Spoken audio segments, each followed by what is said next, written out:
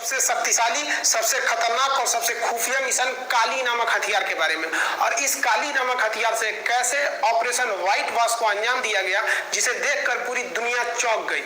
काली को सबसे पहले भाभा एटॉमिक रिसर्च सेंटर यानी बार्क ने एक इंस्ट्रूमेंट के तौर पर बनाया था, ताकि यह अपने सैटेलाइट्स को सुरक्षा दे सके, उन्हें प्रोपेल कर सके और उन पर पड़ने वाले इलेक्ट्रोमैग्नेटिक वेव से उनकी सुरक्षा कर सके। यह Bhabha atomic research centre Mumbai के समीप ट्राम्बे में है। यह एक जगह है मुंबई के पास ट्राम्बे, वहां यह पहाड़ियों से घिरा हुआ एक बहुत ही टॉप सीक्रेट इंडिया का जगह है। यहाँ जो भी खुफिया हथियार वगैरह बनाए जाते हैं वो इसी Bhabha atomic research centre shortcut में बार्क यही बनाए जाते हैं। काली का पूरा नाम होता है किलो एम्पियर लीनियर इंजेक्टर। ये एक बहुत ही हैवी बात, देखिए आप देख रहे हैं किलो एम्पियर मतलब 1 किलो एम्पियर, तो उतने हैवी इंपल्स को ये किसी एक जगह लीनियर यानी सीधे में इंजेक्ट करता है, डाल देता है वहां पर। काली की सबसे बड़ी खराबी क्या है, इसका साइज बहुत बड़ा है। बहुत बड़ा साइज होने की वजह से इसको हम आसानी से एक जगह से दूसरे जगह पे नहीं ले जा सकते हैं, तो इसको किसी बड़े जहाज में या फिर पानी वाले शिप पर सेट कर दिया जाता है। काली के कई वेरिएंट हैं, अभी काली 1000 सबसे खतरनाक है। काली का विचार 1985 में भाभा एटॉमिक रिसर्च सेंटर से आया था। काली जो सबसे खतरनाक वेरिएंट है काली 1000, वो 40 गीगावाट का एनर्जी रिड्यूस करता है। अब 40 गीगावाट समझिए, भारत का सबसे ज्यादा आबादी वाला राज्य उत्तर प्रदेश है, इसको बिजली की खपत सबसे ज्यादा जरूरत है, क्योंकि ज्यादा लोग रहेंगे ज्यादा बिजली लगेगी।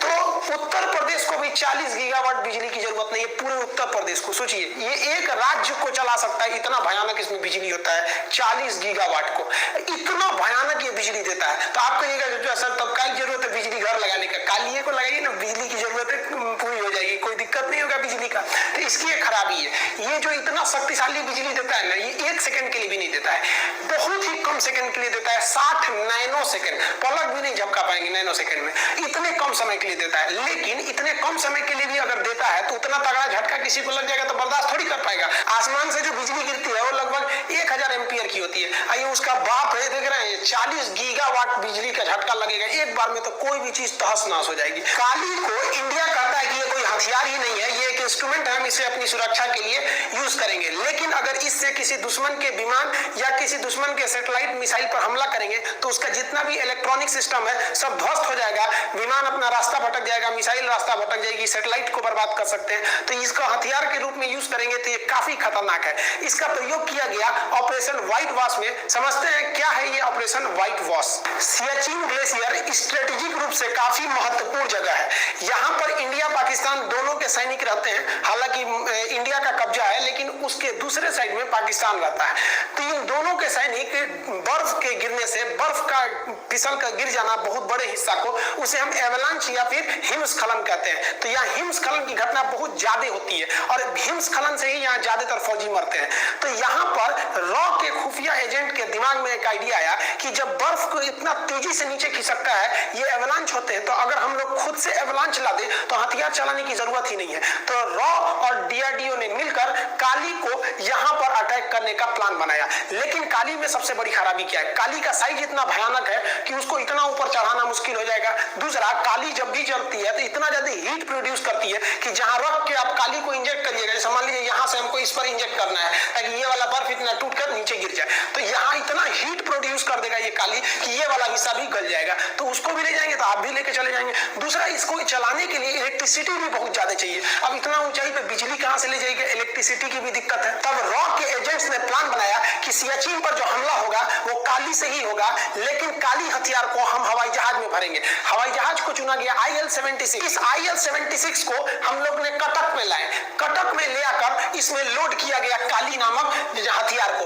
अब इस काली को यहाँ हथियार को तो लोड कर दिया गया, जानबूझ के कटक में लोड किया गया कि किसी का ध्यान ना जाए कि हमको ऑपरेशन उधर करना है, ताकि ध्यान उधर से इधर भटकाया जा सके। और काली को यहाँ पे लोड करने के बाद इसे सहारनपुर एयरबेस पर हम लोगों ने पहुंचा दिया और इसकी सुरक्षा में सैनिकों को तैनात कर दिया। किसी को यह नहीं पता था कि इसके अंदर है क्या, इस विमान के अंदर। लेकिन सबसे बड़ी जो समस्या आनी थी कि इस विमान के अंदर स्थित काली को बिजली कहां से दिया जाए। उतना हैवी बिजली नहीं दे पा सकते थे, एक जहाज का इंजन उतना बिजली नहीं बना पाता है। बिजली की समस्या दूर करने के लिए रॉ के एजेंट्स ने दिमाग लगाया कि अगर हम विमान का इंजन खोल लेते हैं तो विमान का इंजन बहुत ही बड़ी मात्रा में बिजली पैदा करता है और इस बिजली को हम कैपेसिटर और ट्रांसफार्मर की मदद से हाई वोल्टेज को बना सकते हैं। तो एक विमान का इंजन को खोलकर IL-76 के अंदर सेट किया गया और उससे बिजली बनाकर काली को स्टार्ट किया गया। IL-76 के अंदर काली नामक हथियार था, उसे अकेले नहीं छोड़ सकते थे, इसलिए सुरक्षा का बहुत ज्यादा ध्यान रखा गया, कई लेयर की सुरक्षा बनाया गया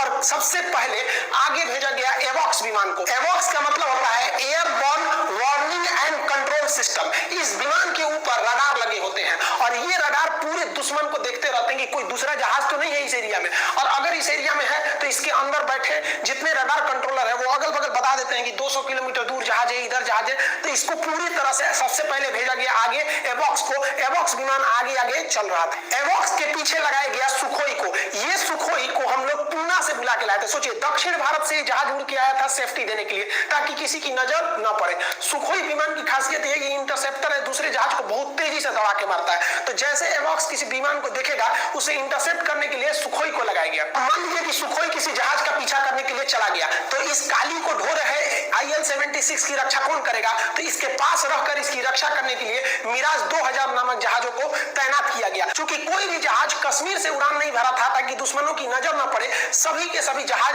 हिंदुस्तान के अलग अलग कोना से उड़े थे। अतः एक समस्या यह भी थी कि उड़ान भरने के बाद आधे रास्ते में इनका फ्यूल में कमी आएगी, फ्यूल खत्म होने लगेगा। क्योंकि जब भी आप दुश्मन के एरिया के करीब रहते हैं तो कोशिश करना चाहिए आपके पास मैक्सिमम फ्यूल हो, ताकि आप किसी भी विषम परिस्थिति में भाग के आ सके। फ्यूल को दिक्कत को दूर करने के लिए मिड एयर रिफ्यूलिंग के लिए व्यवस्था किया गया। IL-76 विमान का एक एयर रिफ्यूलर विमान है। इस विमान से हवा में ही कश्मीर में घुसने से पहले ही सारे जहाजों में फ्यूल को पूरी तरह से भरकर जहाजों को रेडी कर लिया गया। इस प्रकार सबसे आगे चल रहा था एवॉक्स। एवॉक्स के पीछे था आपका IL-70। देखिए, दोनों विमान IL-70 है, ये एवॉक्स में कन्वर्ट कर दिया गया था। इसको लोड होने के लिए अब इनकी सुरक्षा के लिए लगे थे आपके सुखोई जहाज लगे थे, मिराज जहाज लगे थे और रिफ्यूलिंग की भी व्यवस्था की गई थी। IL-76 के आगे निकलने के बाद उसको सेफ्टी देते हुए सभी विमान लाइन अप होकर एक साथ गुप्त मिशन के लिए निकल चुके थे। यहां तक कि इस विमान के पायलट सबको भी नहीं पता था कि हमें जाना कहां है। सियाचिन की पहाड़ियों से उड़ते हुए ये जब आगे पहुंचे तो उसके बाद अगला काम IL-76 में रखा हुआ काली ने पूरा कर दिया। लेकिन इन विमान के चालकों को यह भी नहीं पता था, इतना सीक्रेट था कि ऊपर से इसरो के सैटेलाइट भी उन पर नजर जमाए हुए हैं। इसरो के सैटेलाइट वहां पर सियाचिन के पास मिनटों की खबर ले रहे थे कि वहां पाकिस्तानी सैनिक क्या कर रहे हैं, क्या नहीं कर रहे हैं, हिमस्खलन, बर्फ की मोटाई कितनी जमी है, क्योंकि रात भर में बर्फ और ज्यादा जम जाता है। इन जहाजों के कैप्टन में किसी को नहीं पता था कि हमें हमला कहां करना है। केवल पता था कि IL-76 के पायलट को और उसके अंदर ऑपरेट कर रहे काली को।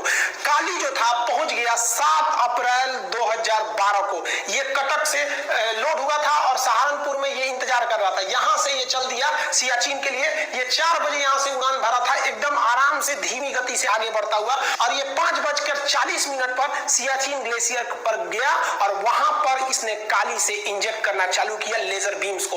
वो हाई इंपल्स के बीम को वहां पर इंजेक्ट करना चालू किया। इसके इंजेक्ट करने से हाई बीम के क्षमता से वहां एक हैवी एवलांच, एक बहुत बड़ा हिमस्खलन, एक बहुत बड़ा बर्फ का चट्टान जो था वो नीचे से खिसक गया और वो नीचे गिरने लगा। इसके गिरने की रफ्तार 300 किलोमीटर प्रति घंटा थी। बुलेट ट्रेन की रफ्तार से ये बर्फ गिर रहा था। इसकी खबर पाकिस्तान को जब तक लगे कि बहुत देर हो चुकी थी, इतनी तेज रफ्तार के आगे आप कुछ भी नहीं कर सकते हैं। ये 15 मिनट के अंदर 15 मिनट 80 फीट मोटी बर्फ की चादर बिछ गई। सोचिए, 80 फीट लगभग 8 से 9 मंजिला ऊंचा बर्फ ढक गया पाकिस्तान के जो वहां बंकर्स थे उनके ऊपर। इन बंकर्स में पाकिस्तान के 124 जवान दबकर मर गए। इस एवेलांच की स्पीड इतनी ज्यादा थी कि इस स्पीड के आगे किसी का भी टिक पाना बहुत ही मुश्किल था। यह 300 किलोमीटर प्रति घंटा की रफ्तार से आते हुए पाकिस्तानी बंकरों को ध्वस्त करते हुए आगे बढ़ रही थी। इस एवेलांच की जो सबसे घातक बात थी वो इतनी हाइट से थी और इतना तेज रफ्तार था कि किसी को संभलने का इसने मौका ही नहीं दिया और 90 फीट ऊंची बर्फ की एक चादर जम गई। काली के विकराल तांडव ने पूरी दुनिया में खलबली मचा दी। ये इतना भीषण था कि इसके सामने रुक पाना नामुमकिन था और रफ्तार इतनी भयानक कि अपने सामने आने वाली किसी भी चीज को यह उजाड़ते हुए चली गई थी।